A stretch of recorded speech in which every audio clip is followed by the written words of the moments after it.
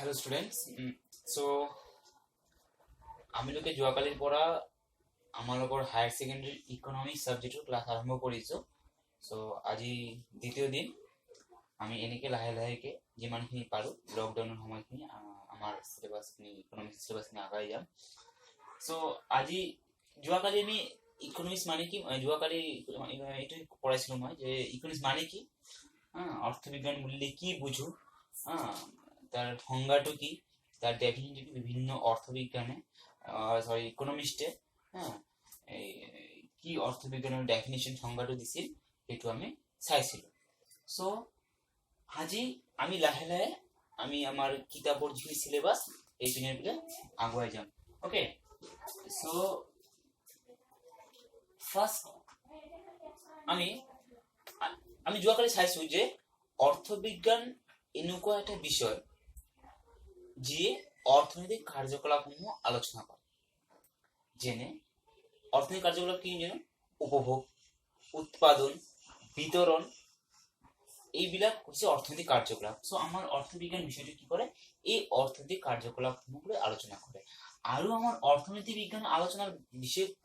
কিয় আমি অর্থবিজ্ঞান নিয়ে আলোচনা করব বা কিয় অর্থবিজ্ঞানের প্রয়োজন আছে আমার, কিয়নো আমাৰ প্ৰতিটা সমাজত প্ৰতিটা সোসাইটিত কি আছে, সম্পদবোৰ সীমিত, কিন্তু তাহাৰ তুলনাত আমাৰ অভাববোৰ অসীম। এই যে একটা সমস্যা, আমাৰ সীমিত সম্পদ আৰু চাহিদা আৰু অসীমবোৰ চাহিদাবোৰ অসীম, limited resource and unlimited want, এই একটা সমস্যাটো কেনেকে আমি সমাধান কৰিব পাৰো, এই সমস্যাটো কেনেকে আমি লিড কৰিব পাৰো, এই কাৰণে কি কৰা হৈছে অৰ্থবিজ্ঞানৰ উদ্ভাৱন হৈছে বুলি মই ভাবো, বা এনেকুৱাকে অৰ্থবিজ্ঞান লাহে লাহেকে ডেভেলপ হৈছে। সো আমি আজি তোমালোকৰ কিতাপৰ সিলেবাসৰ এটা আছে যে কেন্দ্রীয় অর্থনৈতিক সমস্যা। কেন্দ্রীয় অর্থনৈতিক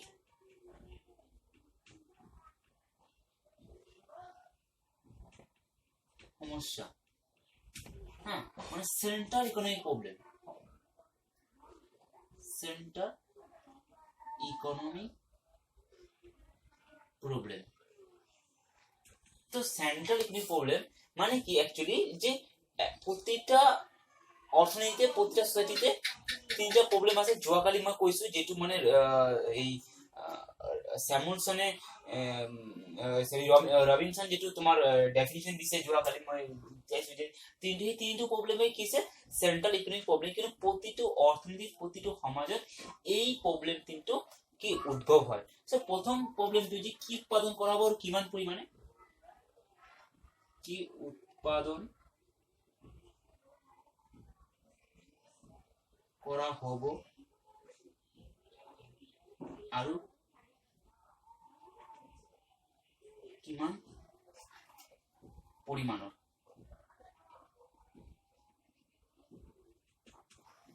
What to produce and what quantities, what to produce and what quantities, কি উৎপাদন করা হবে, কিমান পরিমাণে আমার সম্পদ সীমিত, এখানে এই সমস্যাটা উদ্ভব হয় প্রতিটা অর্থনীতিতে। So next problem is how to produce. মই অলরেডি এক্সপ্লেন করেছি এটা, কেনেকে উৎপাদন করা হবে, কেনেকে উৎপাদন করা হবে, how to produce, how to produce, কেনেকে উৎপাদন করা হবো, মানে কোনো একটা পার্টিকুলার দ্রব্য বা সেবা উৎপাদন কৰিবলৈ যোৱাত আমি কি শ্রমজনিত উৎপাদন পদ্ধতি ব্যবহার করি নে কি মূলধনিত উৎপাদন পদ্ধতি ব্যবহার করি। তিন নম্বর প্রবলেম কি পড়ে, যোৱাকালি মই কৈছো in the definition of Robinson, যে কার ভাবে উৎপাদন করা হবে, কার ভাবে উৎপাদন করা হবে, form to produce,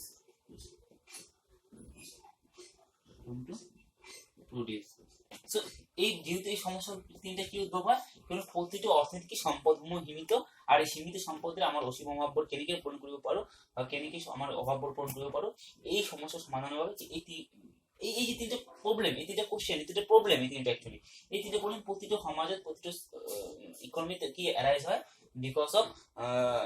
limited resource, সীমিত সম্পদের কারণে এই তিনটা প্রবলেম অ্যারাইজ হয়। সেইকাৰণে এই তিনটা প্ৰবলেম কি বুলি কোৱা হয়, কেন্দ্ৰীয় অৰ্থনৈতিক সমস্যা বুলি কোৱা হয়। যোৱাকালি ক্লাছত মই অলৰেডি কৈছো। সো পৰীক্ষাত কোশ্চেন আহিব পাৰে যে কেন্দ্ৰীয় অৰ্থনৈতিক সমস্যাসমূহ ব্যাখ্যা কৰা, ঠিক আছে। তো তোমালোকে এই তিনটা প্ৰবলেম ব্যাখ্যা কৰিবা। তোমালোকৰ কিতাপত দেখি ব্যাখ্যা ধুনীয়াকে আছে, নুবুজালে কল কৰিবা, কিবা যদি প্ৰবলেম হয় গ্ৰুপত মেছেজ কৰি দিলে হ'ল। Okay,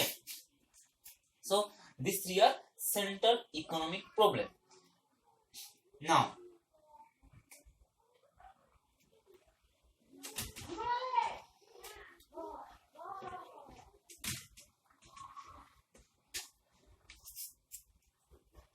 Now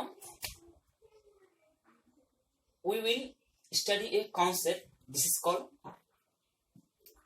production possibility curve, মানে উৎপাদন সম্ভাব্য রেখা। উৎপাদন সম্ভাব্য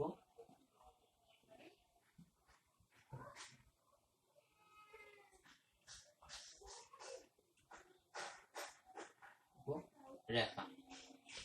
ঠিক আছে। Production possibility curve, production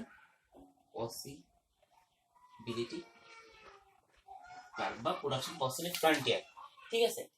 production possibility frontier. So উৎপাদন সম্ভাব্য রেখা কি, production, what is the production possibility curve. মই অসমীয়াত লিখি আছো প্রথমে, যে একটা অর্থনীতি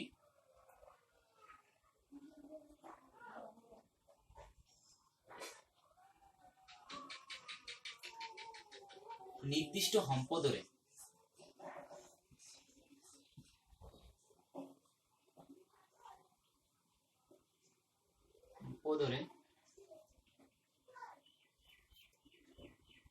উৎপাদন কৰিব পৰা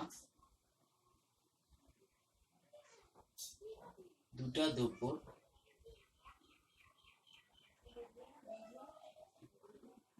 বিভিন্ন, এটা অৰ্থনীতি নিৰ্দিষ্ট সম্পদেৰ উৎপাদন কৰিব পৰা দুটা দ্ৰব্যৰ বিভিন্ন সংযোজনৰ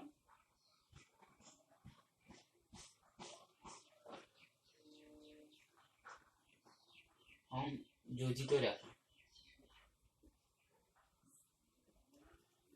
ঠিক আছে। Production possibility curve is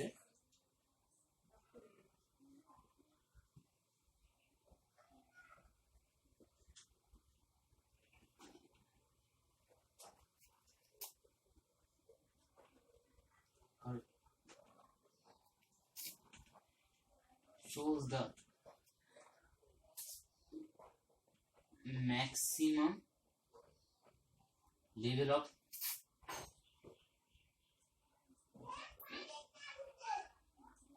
output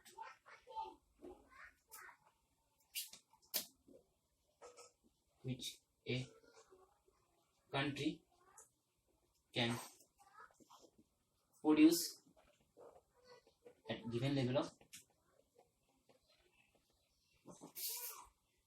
resources. In other words,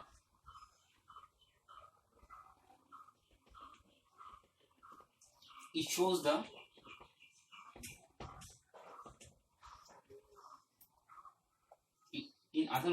shows the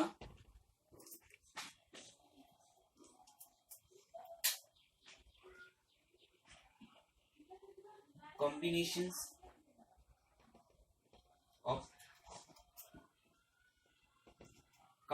of two goods. In other words, it shows the combination of two goods which a country can produce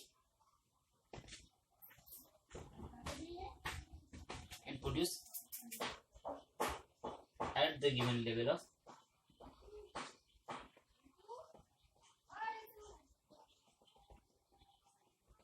resources. Okay, So কি production possibility curve shows the maximum level of output which a country can produce at given level of resources. In other words, it shows the combinations of two goods which a country can produce at the given level of resources. মানে একটা অর্থনীতি নির্দিষ্ট সম্পদের উৎপাদন করিব দুটা দ্রব্য বিভিন্ন সংযোজনের সংযোজিত রাখা হয়েছে কি রাখা হয়েছে উৎপাদন সম্ভাব্য রেখা মানে প্রোডাকশন পসিবিলিটি কার্ভ মানে একটা অর্থনীতি নির্দিষ্ট সম্পদের কিমানটা বেশি কিমানটা ম্যাক্সিমাম আউটপুট প্রোডাকশন কৰিব পাৰে ইয়াত দুটা দ্ৰব্যৰ কথা কোৱা হৈছে কিয়নো আমি ইকোনমিক্সে আমি দুটা দ্ৰব্য এজিউম কৰিলম যে আমি ধাৰণা কৰিলাম যে আমাৰ যেই থাকাৰ বাবে দুটা দ্ৰব্য লাগে কিয়নো আমি গোটেইখিনি দ্ৰব্য আমি গ্ৰাফত বা এক্সাম্পল হিচাপে আমি ল'ব নোৱাৰি যেই থাকাৰ বাবে বহুত দ্ৰব্য লাগে কিন্তু আমি ল'ব নোৱাৰিম কিয়নো ফৰ এক্সাম্পল একটা এক্সাম্পল হিসেবে ব্যাখ্যা নকৰিব নোৱাৰি আমি গ্ৰাফিক্যালি শো কৰিব নোৱাৰিম প্ৰডাকশন পসিবিলিটি কাৰ্ভ মানে কি তোমাকে ডেফিনিশন লিখি ল'বা প্ৰোডাকশন পসিবিলিটি কাৰ্ভ বুঝাৰ কাৰণে মই এটা এক্সাম্পল লৈ আছো এটো লিখি ল'বা তোমালোকে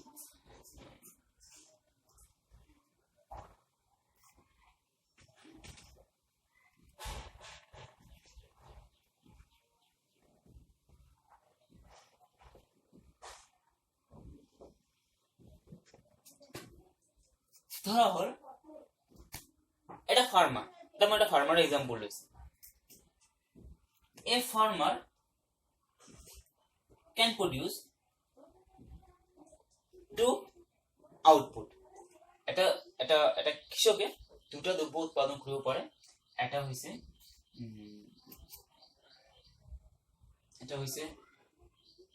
ধান আৰু এটা হৈছে ঘেঁহু ঠিক আছে এটা হৈছে ধান আৰু এটা হৈছে ঘেঁহু তো কৃষকজনৰ হাতত কি থাকিব যে সম্পদ থাকিব যে রিসোর্স মানে কি ল্যান্ড ভূমি এই ভূমিটা থাকিব এই ল্যান্ডটো লিমিটেড কৃষকৰ হাতত যে সম্পদ আছে এটো সীমিত তো এই সীমিত সম্পদৰ কি কৰিব পাৰো কৃষকজনে দুটা দ্ৰব্য উৎপাদন কৰিব পাৰিব এটা হৈছে ধান আৰু এটা হৈছে ঘেঁহু one is rice another is flours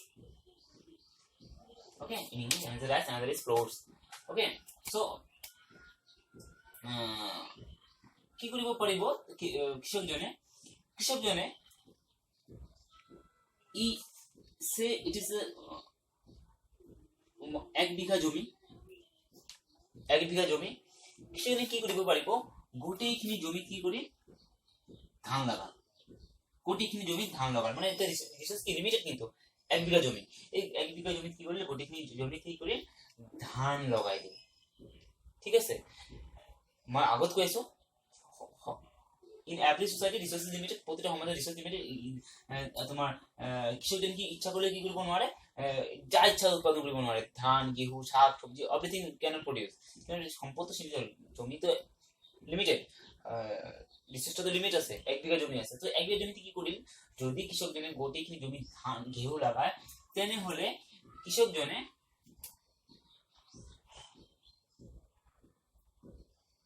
100 quintal বা 100 কুইন্টাল ধরা 100 কুইন্টাল কি কৰিব পাৰা ধান পাব পাৰ ঠিক আছে যদি তেনেহলে ঘেঁহু কিমান পাব 0 কিয়নো গোটেইখিনি জমি কি কৰিছে ই ধান লগাইছে ঘেঁহু লগাই নাই সেইকাৰণে কি আকৌ কি পাব ধান পাব ঘেঁহু নাপায় ঠিক আছে নেক্সট কি কৰিব পাৰে এটা এক নম্বৰ চয়েস এ নাইবা কি কৰিব পাৰে এই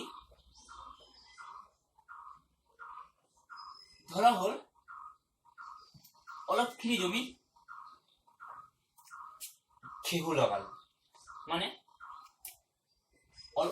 এইখিনি এতিয়া এইখিনি জমিত কি কৰাব যে ব্লু পেন যে ডটেড আছে এটো কি ঘেঁহু এতিয়া এইখিনি জমিত কি লগাব ঘেঁহু লগাব সো যদি এইখিনি জমিত ঘেঁহু লগায় তেনে হলে কি কৃষকজনে কি পাব তো 20 কেজি ঘেঁহু পাব ঠিক আছে 20 কেজি ঘেঁহু পাব আৰু 80 কেজি ধান পাব ঠিক আছে 80 কেজি ধান পাব কিয়নো অলপ জমিত কি লাগাইছে ঘিউ লাগাইছে, অলপ ঘিউ পাব 20 কেজি, আৰু বাকী জমিখিনিত ধান লাগাইছে 80 কুইণ্টেল ধান পাব। সো টেগ মাৰ্জিনাল ইয়াক কোৱা হয় মাৰ্জিনাল ৰেট অফ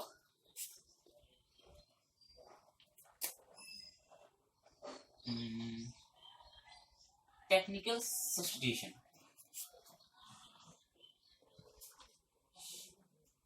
Okay, for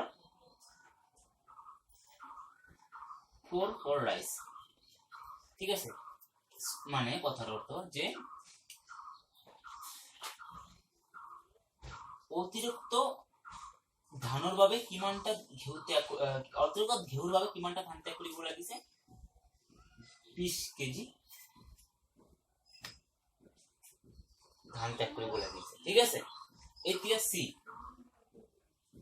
কি কৰিব পাৰে, সি আৰু অলপ জমিত কি কৰিব পাৰে, ঘিউ লগাব পাৰে, আৰু অলপ জমিত ঘিউ লগাব পাৰে, আৰু অলপ জমিত ঘিউ লগালে কি হ'ব, সে ফৰ এক্সাম্পল 50 কেজি ধান পাল, আৰু কি তোমাৰ আৰু 50 কেজি ঘিউ পাল, ঠিক আছে। মানে এবার অতিরিক্ত ঘিউর বাবে কি করা হয়, 30 কেজি ধান ত্যাগ করে বলা হয়, মানে ধান ত্যাগের পরিমাণ কিমান 30। প্রথমত অতিরিক্ত ঘিউর বাবে 20 কেজি ধান ত্যাগ করে বলা হয়েছে 80 হল, এখানে নেক্সট আরো অলপ ঘিউর কারণে 30 কেজি বলা হয়েছে ধান ত্যাগ করা করে বলা হয়েছে, ঠিক আছে। সো কৃষক জন্য কি কৰিব পাৰে, আৰু এটা চয়েস কৰিব পাৰে যে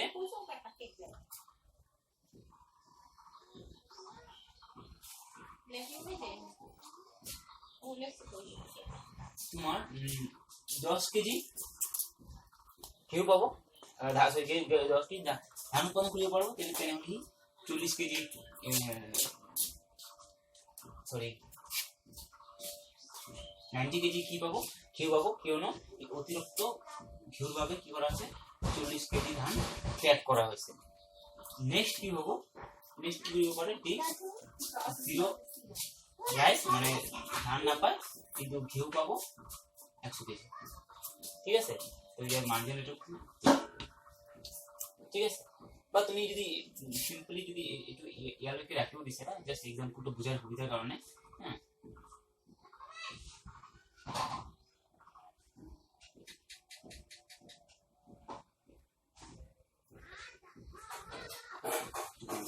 মানে অতিরিক্ত আরো 50 কেজি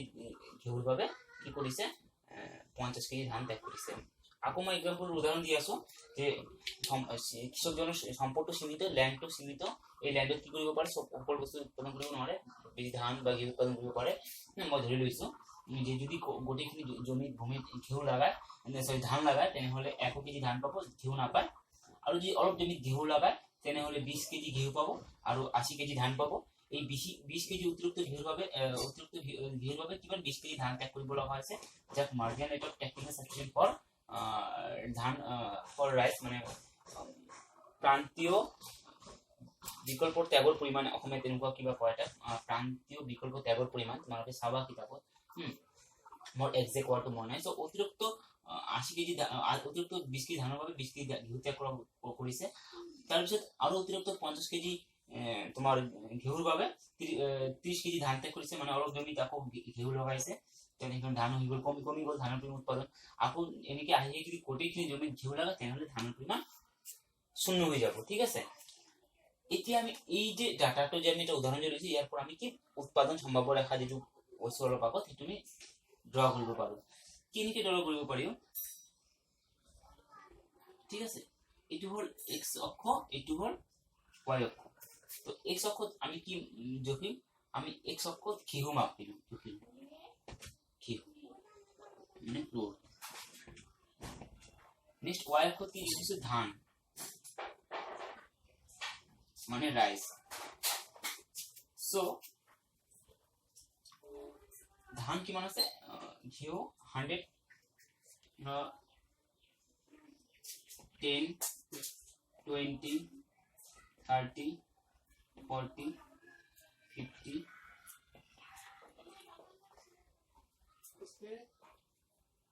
বা এইটো 20 40 60 80 100 নেক্সট ধানটো বহাই যদি বহাও 100 আছে সো 20 40 60 80 100 সো ফার্স্ট এই সংযোজনটো কি ফার্স্ট কি কৰিব ধান গোটেইখিনি জমি ধান লাগাল যদি ধান লাগায় তেনেহলে 100 কুইন্টাল ধান পাব ঘেহু নাপায় বি আলটো চয়েস মানে আলটো বুদ্ধি কি আছে যদি লাগায় কিছু যে 20 কেজি ঘিউ পাব পারে আৰু 20 কেজি ঘিউ উৎপাদন লগালে 20 কেজি ঘিউ লগালে জমিতে ল্যান্ডটোত তেনেহলে 80 কেজি কি হ'ব ধান 80 কেজি হ'ব ওকে আৰু এটা কি কৰিব পাৰে 50 কেজি ঘিউৰ বাবে অতিৰিক্ত আৰু 50 কেজি ঘিউৰ বাবে এইটো 40 এইটো 60 মানে মিডিয়ামটো 50 হ'ব 50 কেজি অতিৰিক্ত ঘিউৰ বাবে কি কৰিব পাৰে 50 কেজি ধান হ'ব এইটো এটা পয়েন্ট পাব ওকে নেক্সট কি আৰু এটা কি অপচন হ'ব পাৰে যে ঘিউ ধান নালাগে ঘিউ পাব 1 কেজি মানে এইটো পয়েন্ট এইটো এটা ম্যাক্সিমাম পয়েন্ট ধানৰ এইটো এটা ম্যাক্সিমাম ঘিউ পয়েন্ট আৰু বাকি অপশনাল ঠিক আছে এই আমি এই যে পয়েন্ট বিলাক যে আছে এইটো পয়েন্ট এ এইটো বি পয়েন্ট এইটো সি পয়েন্ট এইটো ডি পয়েন্ট এই যে ইয়াৰ পৰা এই পয়েন্ট বিলাক যদি লগাই দিও তোমালোকে যেতিয়া আঁকাবা চিধা হ'ব ধুনীয়া স্কেল দি মাপ দেখি আঁকাবা এই A B C D point যদি দেখি দিওঁ তেনেহলে আমি যে ৰেখাটো পাম এইটো কোৱা হয় production possibility curve বা production possibility frontier উৎপাদন সম্ভাব্য রেখা তো আকৌ মই ডেফিনিটটো কৈছো উৎপাদন সম্ভাব্য রেখা হৈছে নিৰ্দিষ্ট সম্পদ এই সম্পদটো সীমিত নিৰ্দিষ্ট সম্পদৰে উৎপাদন কৰিব পৰা দুটা দ্ৰব্যৰ ধান আৰু ঘিউ দুটা দ্ৰব্যৰ বিভিন্ন সংযোজন সংযোজিত ৰেখা ঠিক আছে production possibility curve is the locus of combination of two goods that can be produced at a given level of resources. This is a production possibility curve or production possibility curve. So, এটি production possibility curve আমি আকৌ কৈ আছো যে যেহেতু সম্পদ সীমিত গোটেইখিনি বস্তু উৎপাদন কৰিব নোৱাৰি সেইকাৰণে আমি আমাৰ কনসিডাৰেশন আমি দুটা দ্ৰব্য ইজি উদাহৰণ হিচাপে লৈছো ধান আৰু ঘিউ যদি ধান ঘিউ ডালি বহুত বস্তু যদি লওঁ তেনেহলে আমি গ্ৰাফত কেনেকৈ শো কৰিম এখানে আমার বুঝার সুবিধা কারণে আমি দুটো বস্তু কনসিডার করে নিছি সো পরীক্ষা আহিব পরে উৎপাদন সম্ভাব্য রেখা মানে কি তো মই যেটো লেখাই দিছো আর উৎপাদন সম্ভাব্য রেখার চিত্ৰহাৰে ব্যাখ্যা কৰা তো এনেকুৱা এটা উদাহৰণ দি কিনে এটো ব্যাখ্যা কৰিব লাগিব সো আজিৰ কাৰণে এটুকু